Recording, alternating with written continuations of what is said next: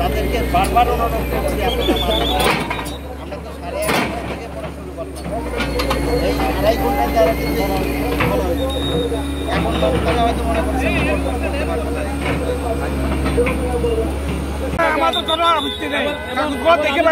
Supreme কোর্টের আদেশ আছে, সুপ্রিম স্পেশাল অবস্থা বাজার রাখার জন্য নির্দেশনা আছে, আমাদের কাগজপত্র দেখেন, কোর্টের নির্দেশনা আছে, আমাদের কাগজপত্র দেখেন, আমাদের হাইকোর্টের নির্দেশনা আছে। একগুলো কিছু না দেখে জানেন আপনি ওখানে তো লাল ফ্ল্যাগ মারবে, সীমা নির্ধারণ এখানে বাইরে করতে পারছি। আমাদেরকে যদি এরকম যদি খাস জমি হয়ে থাকে এবং নদী হয়ে থাকে তাহলে এটা যারা অবৈধভাবে স্থাপনা করেছে তাদের জন্য জানাই। আর যদি এখানে যদি খতিয়ানভুক্ত কোনো জমি মানে ভাঙচুর করা হয় তাহলে আমি তাদের পক্ষে আছি, কারণ যেখানে আমার খতিয়ান আছে, যেখানে আমার খাজনা দাখিল আছে, সেইখানে যদি সরকার প্রয়োজন হয় সেটা মানে একবার করতে পারে, না হয় ক্রয় করতে পারে, কোনো কোম্পানি ক্রয় করতে পারে। আমি শুনেছি এখানে অনেক মানে রাঘব বোয়ালরা ঢাকা থেকে এসে এখানে বিভিন্ন ধরনের তৎপর চালাচ্ছে, এখানে বহুতল ভবন করবে নাকি। এটা সরকার থেকে শুরু করে অনেক মানুষের যোগাযোগ আছে। এগুলো আমরা প্রাইমারি এখন শুনছি, আমরা ভবিষ্যতে জেনে আমরা তীব্র প্রতিবাদ জানাবো যদি কোনো খতিয়ানভুক্ত জমির উপর যদি একটা যদি ভাঙচুর হয়। আর এখানে তো একসময় নদী ছিল, বড় বড় নদী যদি আমার কথা হচ্ছে, আমি তো মানে জমিদারের ছেলে হিসাবে আমি জানি RSBS কাকে বলে, কত প্রকার কি কি। যদি কোনো খাস জমি হয়ে থাকে এখানে কেউ একটা কুটি দেওয়ার অধিকার রাখে না। তো নদী ছিল তখন কি অবস্থা বললে তো অবশ্যই এটা খাস, এটা সরকারের ডিসির আন্ডারে এটা আওতাধীন।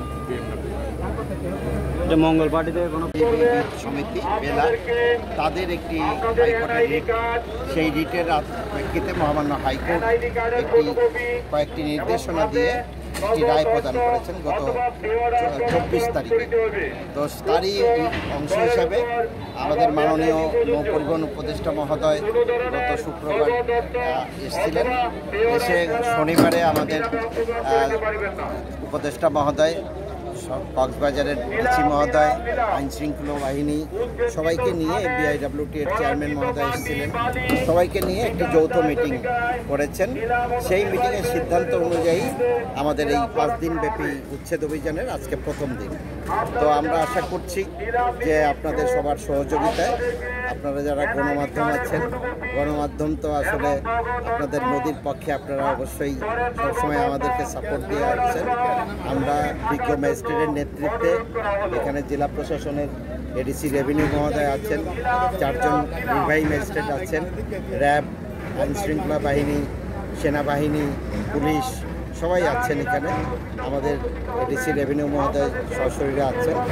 তো সবাই মিলে আমাদের এই উচ্ছেদ অভিযান, একটি যৌথ অভিযান পরিচালিত হচ্ছে। আমরা BIWT থেকে যেটা জেনেছি তারা পর্যাপ্ত মাইকিং করেছেন, জানানো হয়েছে, হাইকোর্টের আদেশটি প্রচারিত হয়েছে। বাহিনীর সমন্বয়ে অভিযানটি পরিচালিত হচ্ছে। আমরা প্রাথমিকভাবে BIWT চাহিদা মতো 5 দিনব্যাপী অভিযানের পরে উদ্ধার করেছি। তবে যতক্ষণ আদালতের নির্দেশ অনুযায়ী সম্পূর্ণ অবৈধ স্থাপন উচ্ছেদ হবে না, ততক্ষণ এই অভিযানটি আমরা করা হবে। আর এর বাইরে শুনেছেন যে নিলামের জন্য মাইকিং করা হচ্ছে, যতক্ষণ কোনো বাধা, আপনি বাধা কথা জিজ্ঞেস করেন, বাধা আমরা এ পর্যন্ত কোনো এর বাইরে হাইকোর্টের নির্দেশনা মেনে সবাই নোটিশ দেওয়া হয়নি এই ধরনের একটা অভিযোগ করা হচ্ছে। যারা মাইকিং, হ্যাঁ, যারা ভাড়া করেছিল তারা বলছে কোনো